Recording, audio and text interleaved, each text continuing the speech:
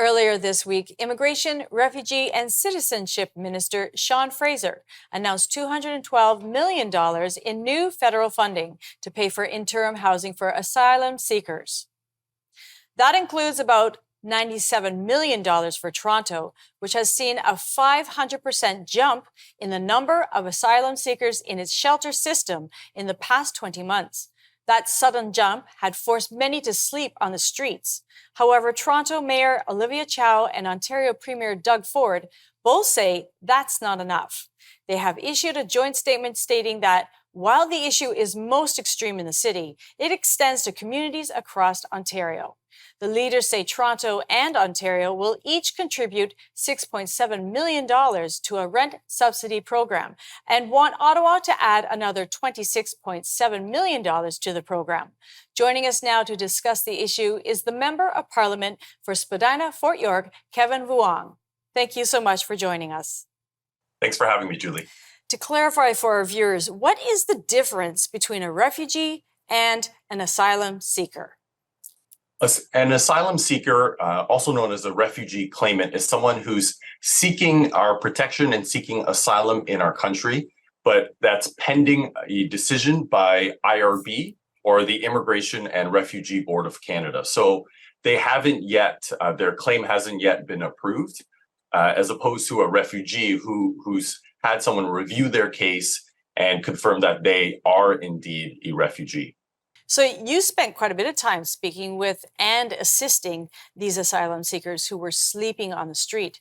Where are the asylum seekers from, and what persecution were they fleeing? So many of them are fleeing persecution because of their sexual orientation. Both Uganda and Kenya have been cracking down on the LGBT community. In fact, Uganda passed a law, an anti-gay bill, where someone could get life in prison simply for just being a member of the LGBT community. So the majority of people that I spoke to, and I held clinics over the weekend trying to help them with their paperwork and everyday sins, and the majority are fleeing persecution because of LGBT, because of their sexual orientation. But there are others who are fleeing violence. I'll give you one example, Julie. One young man was already here completing his college diploma. He was in his final year. His uncle was supporting him.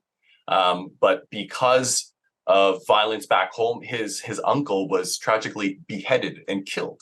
And so he was now finding himself on the street, and he couldn't go home because he would have met the same fate. Others are from Ethiopia, from the Tigray region, where there's ethnic conflict and ethnic cleansing.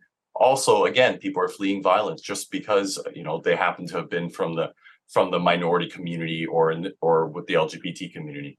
How exactly did these people end up sleeping on the streets? What were the major issues that made this situation possible?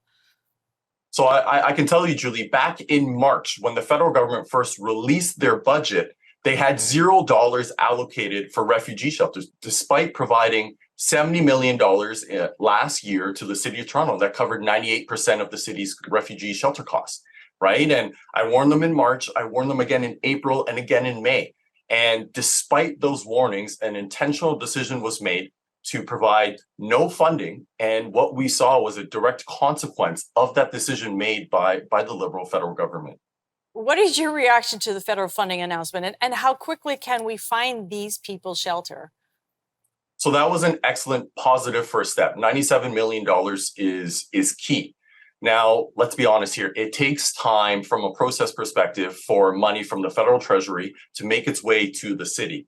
But somehow, magically, the same day that the announcement was made, all of a sudden the city had shelter spots available. And I personally moved in one individual, Chris, who was so excited. He wanted to show me his room, but the staff there didn't let me, and that was okay. So he insisted on taking a picture outside. I saw off two other people later that evening. But it begs the question of, how is it that somehow the city always, all along, had these spots available, but were closing their doors to these asylum seekers? Did the mayor use these people as bargaining chips, as political pawns, as she tried to squeeze out money from the federal government? There are a lot of people asking these questions, and I hope it's not the case, because these are human beings. These are people who are fleeing some of the worst things: violence, death, And I would hate to find out that they were used as political leverage and exploited that way. All right. Thank you so much for your time. Thank you for having me, Julie. And let's remember, these are human beings, people who need our help, and we have a duty as Canadians to step up and do that.